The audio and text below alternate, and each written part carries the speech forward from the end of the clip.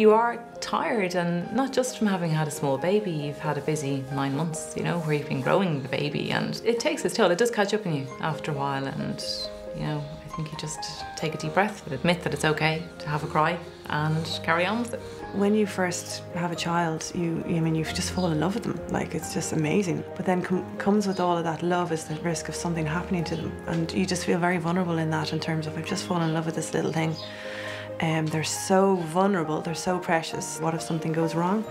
And the thing that really helped me at moments like that is just to think, well, look at the child right here, right now. Everything's fine. Don't be worrying too much about the future. I have a story of clipping my son's fingernails for the first time, and my husband and I did it together as a joint effort, but unfortunately I was doing the clipping and he was doing the holding, and between one thing or another I think I accidentally nipped the side of his finger, and he howled and we ended up having a massive fight, and I felt so terrible, and I actually roared crying for, I'd say, the whole night, and was convinced I'd nearly killed him. You think you're going to be fine, but you've never had to look after a child before that knows nothing in the world.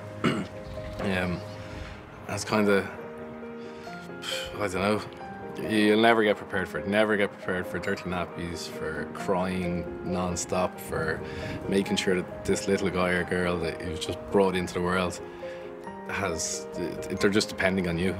You know, you do hear the first 6 weeks will be tough, so I was kind of prepared for the fact that you have sleepless nights and stuff that you hear about, but I think maybe what I wasn't prepared for was how relentless it is, in the sense of there's no feeling of being able to take a bit of a breather. You know, David would come home and I'd be like, okay, I need to go into Ashburn to get something. He's like, I'll go. No, I'm absolutely going. You're staying here. I'm gone.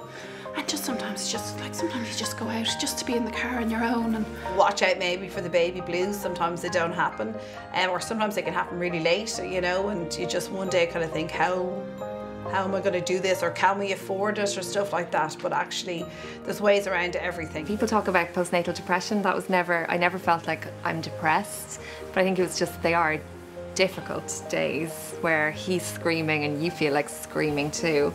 You know, and you're looking at him going, I don't know what's wrong with you. I've tried everything and you still won't stop crying, and I'm here by myself, and it's hours before anybody's coming home. The walls come in on top of you. The house comes in on top of you. It's just like, it's very intense, especially if you're on your own during the day. So you need all the support you can get, I think. It can just be overwhelming how much you love them. It's just astonishing. For me, it's just about being good enough. So not trying to be the perfect mother, perfect wife, perfect anything, just as long as everything's good enough. And that definitely comes down to the housework as well. And maybe even my cooking.